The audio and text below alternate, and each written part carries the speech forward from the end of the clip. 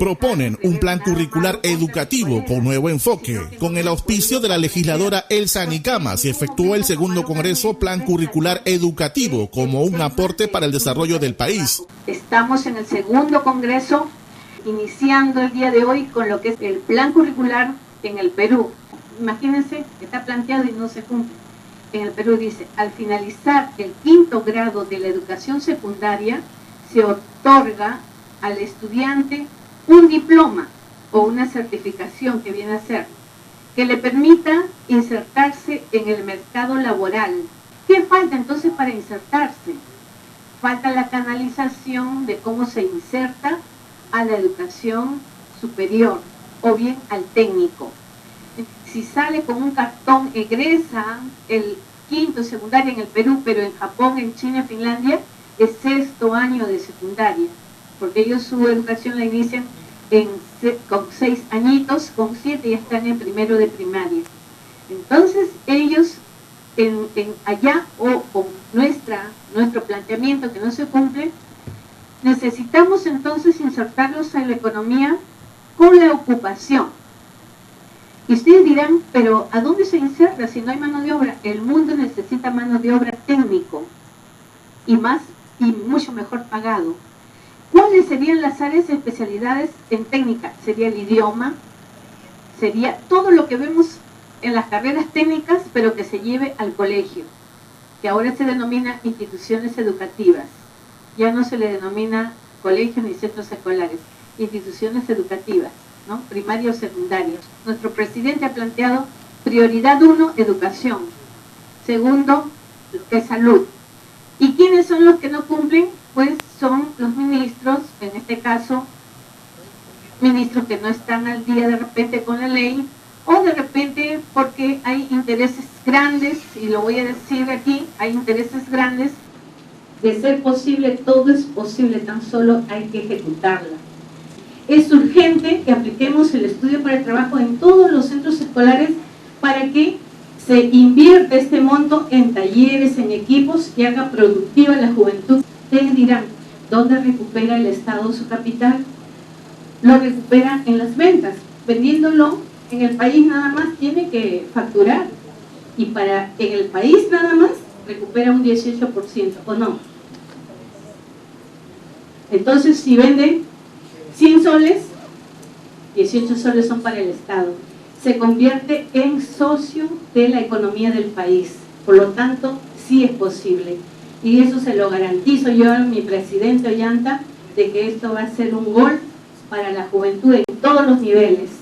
Y por lo tanto, por eso es que sí, yo me siento convencida, y de ustedes mismos, de muchos de ustedes que dieron el primer congreso, salió la aprobación de que continuemos en este propósito de canalizar un proyecto de ley con un plan curricular ya planteado, adaptado a nuestra realidad de estudio para el trabajo, imitando en primer lugar a la China, a Corea, a Japón, a Finlandia, y después lo nivelamos y después lo superamos, porque tenemos más de lo que es alimentos que lo que tienen ellos.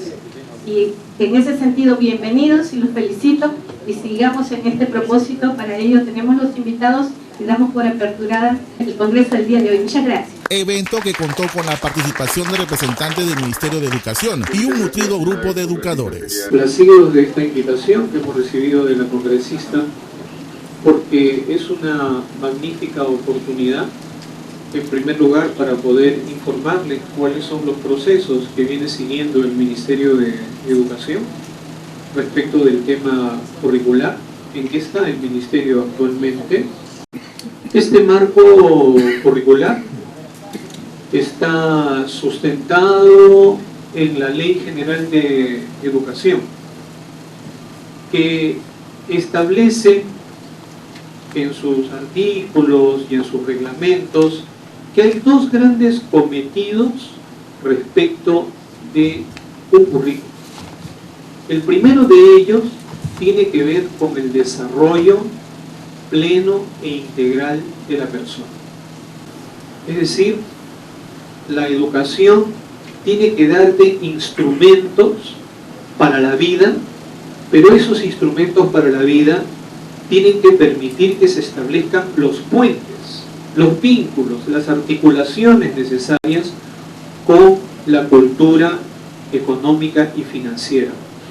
Es por eso que hoy en día en el Perú se habla de un concepto que hace algunos años no se hablaba en el Perú y que en estos momentos ya se habla y se define de una manera bien interesante, que se llama la política de inclusión financiera. ¿Qué cosa es eso de la política de inclusión financiera? Significa que no es suficiente salir de la pobreza, es decir, ya no ser pobre, sino que es importante construir capacidades para poder desarrollar un proyecto de vida que sea personal, familiar, comunal y como sociedad. Estos currículos tienen tres características bien importantes. Yo no me voy a extender, pero es importante que las mencione. La primera de ellas es que tratan de solucionar el problema de la densidad para el trabajo del docente. ¿Qué significa eso? Que ya no son currículos de 1000 páginas, que ya no son currículos que tienen 2000, 3000 competencias, 500 capacidades, 1800 habilidades, porque eso en la práctica concreta del docente de a pie, el docente de carne y hueso que está en su aula trabajando con sus alumnos de segundo, de cuarto grado, de primario, de primero y secundaria, simplemente no es practicable. Y entonces se produce una brecha entre el currículo que está en el papel y el currículo que realmente tú logras realizar en el aula. Entonces, los países que han adoptado un marco curricular como el que estamos construyendo con el Perú, por ejemplo, a propósito de los ejemplos de la congresista que me parecen excelentes, ¿no? Por ejemplo, el marco curricular europeo no tiene más de 7 a 8 aprendizajes fundamentales. Y nosotros en el Perú estamos hablando también de 8 aprendizajes fundamentales. ¿Qué quiere decir eso? Quiere decir que estamos hablando de aquello que se considera un derecho que todas y todos los estudiantes peruanos deben alcanzar. O sea, no es para llenar la página 127 o 347 de un documento, es para que realmente ocurra, porque es un derecho. Tendrán los estudiantes de secundaria que accedieran a un estudio, como comenta la colega, en Japón o en Finlandia o en Corea del Sur, accederán después de tercero de secundaria a una carrera técnica sin poder leer un texto de manera comprensiva. ¿Y cómo van a leer las indicaciones? ¿Cómo van a aprender a manejar las maquinarias? ¿Y podrán hacerlo sin poder resolver matemáticamente situaciones de la vida cotidiana? Es decir, cuando hablamos de aportar a un desarrollo pleno de la persona e incluimos ahí un proyecto de educación para el trabajo, tenemos que tener en cuenta que eso también debe considerar toda esta integralidad. Va a dar el desarrollo correspondiente sobre el aprendizaje. Muchas gracias. Mi agradecimiento a la congresista. Es un segundo evento, tuve la suerte de estar en el primero también. Y creo que hay que ir afinando algunos conceptos cada vez más en estas oportunidades de diálogo. Cómo incorporar, cómo generar que esos bolsones de la pobreza se conviertan en bolsones de la riqueza. Y es el tema no solamente de la ayuda social, es el tema de generar capacidades en esas personas y generar capacidades integrales. Cómo nosotros consumimos productos cultivados con agroquímicos que son cancerígenos, pero que esa producción no es comprada por los países extranjeros. Son rechazadas. El caso último de Andahuaylas, que han rechazado toneladas y toneladas de papa. ¿Y cómo sacar de la pobreza a aquellos miles y miles de productores que son pagados por los intermediarios a los precios que ellos quieren? a los juntadores, a los acopiadores, que son los que ganan con el esfuerzo de los miles de campesinos. ¿Cómo romper esa cadena comercial? Porque no se trata solamente de producir, sino se trata de comercializar. Y entonces tenemos otro gran problema de que no solamente es una producción tangible, hay que tener conocimiento. En el mundo de la tecnología le llamamos pues las tecnologías duras, que son aquellas que se hacen con la mano, y las tecnologías blandas, que son aquellos de gestión, de pensamiento, de conocimiento. Y entonces, lógicamente, ambas tienen que estar. Necesitamos emprendedores que se articulen a la comunidad, al entorno.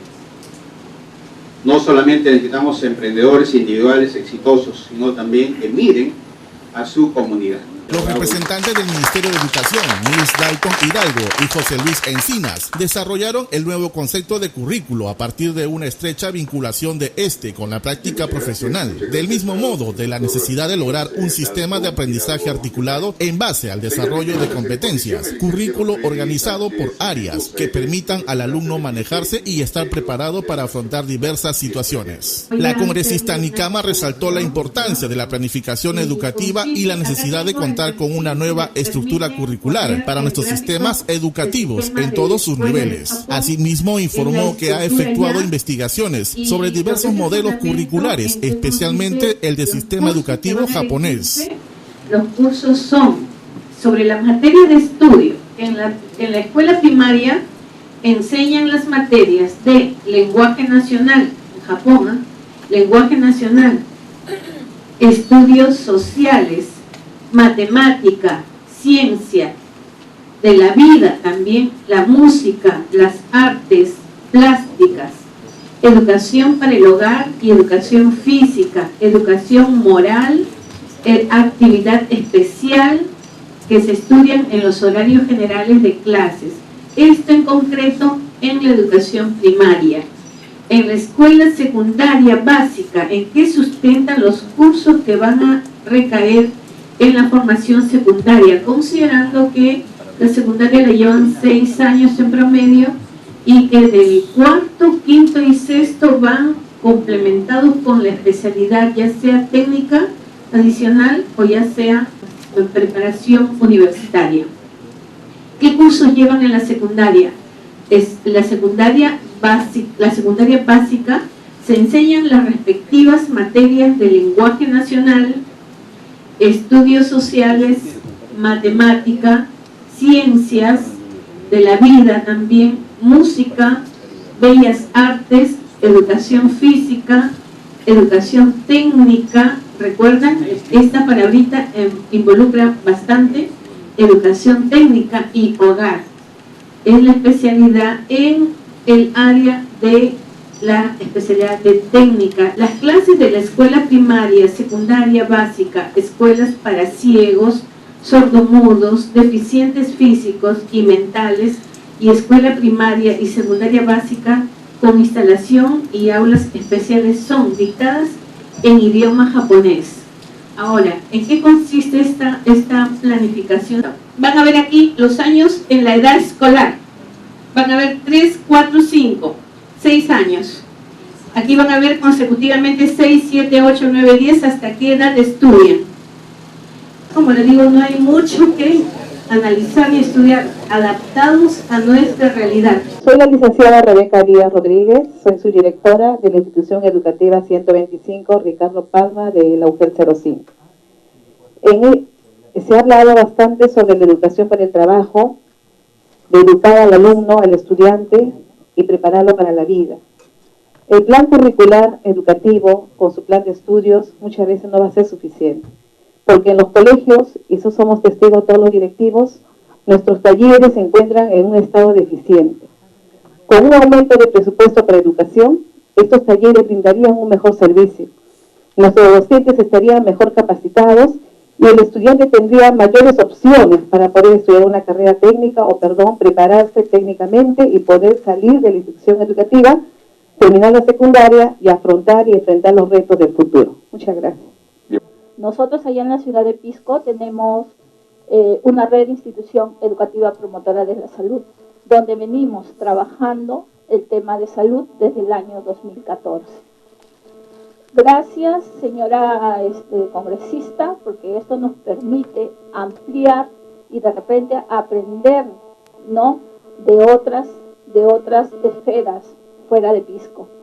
Y es necesario, a través del Ministerio de Educación, poder fortalecer este trabajo. Nosotros hemos venido trabajando, porque quien habla también es enfermera y a la vez es también educadora. Podemos poner en el plan nacional, en el plan curricular y lo que ustedes manejan como docentes, estos temas de salud para mejorar la calidad de vida y que el docente tenga mucha responsabilidad en ello y que trabaje conjunto con los responsables del Ministerio de Salud. Perfecto. Muchas gracias. Muchas gracias. Si es que hay una buena articulación y si es que se trabaja desde este punto de dar oportunidad de que se haga en los jóvenes una educación para la vida, para que ellos puedan aportar a su propia sociedad, entonces bienvenido sea. Bueno, como representante de la UGEL 05, el día de hoy se ha tocado un tema muy importante. En ese sentido, vemos que son muy pocas las escuelas que han ido realizando este proceso, toda vez de que sabemos que hasta antes del 2008 las escuelas técnicas pues manejan una cierta cantidad de maquinarias, ¿no? Pero, ¿qué hay de las demás instituciones educativas que a pesar de que las normas educativas expresan que se le dé buena cantidad de horas para desarrollar estos objetivos, qué sucede? De que carecen de máquinas, carecen de implementos, de instrumentos. Eso es una necesidad ahorita muy urgente. Un fondo económico para convocar la presentación de proyectos que implique la implementación de talleres y o laboratorios que sean viables según la necesidad de la comunidad. Demostrable, por supuesto, a través de distrito, provincia, departamento o región, que puede ser la costa, sierra o selva. Este proyecto debe contener, por supuesto, un programa curricular, así como también considerar en este proyecto un bono económico y capacitación significativa y reconocimiento al profesor o profesores que elaboran y ejecutan este proyecto. Solamente con darles un ejemplo con respecto al fondo económico. Yo digo, he pensado siempre y he soñado, si cada congresista se ocupara al mes de un colegio, tendríamos, imagínense, cuántos colegios implementados al año. ¿Cierto? Bien. Entonces, eso es mi propuesta. Y yo en realidad felicito, señora congresista, de que sí, bueno, al menos como representante de la institución educativa de Fermín Tanguis y de la provincia de Ica, sí, mi apoyo justamente en este plan curricular educativo y sus aportes con la educación para el trabajo. Gracias. Muchas gracias. Gracias. Por acá, por favor. Hacerle llegar el saludo respectivo a la congresista Elsa Celia Nicama Ñáñez, de parte de la región Junín. Se acredita a todos los jóvenes de secundaria con un certificado que le permite insertarse como capacitado, competente y capaz para insertarse en la vida laboral, se debe hacer. Se debe hacer. Y eso no se está haciendo porque no falta la decisión política. Entonces mi propuesta va de que el ministerio tiene que efectuar estos cambios, así como está proponiendo las nuevas rutas de aprendizaje y los aprendizajes fundamentales a partir de este año, tiene que efectuar cambios también que nos ayuden a mejorar las posibilidades de trabajo de nuestra población. Bien. Muchísimas gracias. Muchas. Lo primero que se tiene que hacer en la educación es sembrar los valores en el niño, la niña. Con esa proyección se forma y se tecnifica y se prepara con capacidades para trabajar. Y sobre todo que tenemos un país rico, costa, sierra, selva, mar, lagunas, ríos, tierra. Y tan solo hay que, si zonas que son secas, desviar una política de trabajo a todo nivel. Cuenten conmigo y seguiremos en este propósito. Yo sé que se va a lograr y la conciencia del ministro, su personal, de los congresistas y de todo quien esté alrededor de esta proyección que se hace en este congreso, segundo congreso, pues la tercera vez que nos reunamos ya va a ser inclusive con personal de las mismas embajadas, que ellos serán los portadores de sus desarrollo de sus planes curriculares, de sus representantes en educación.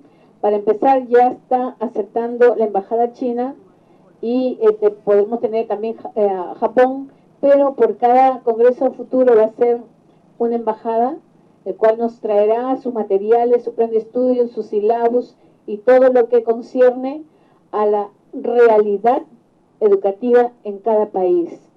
Y yo espero contar también la próxima fecha con ustedes, estaremos comunicados a través de internet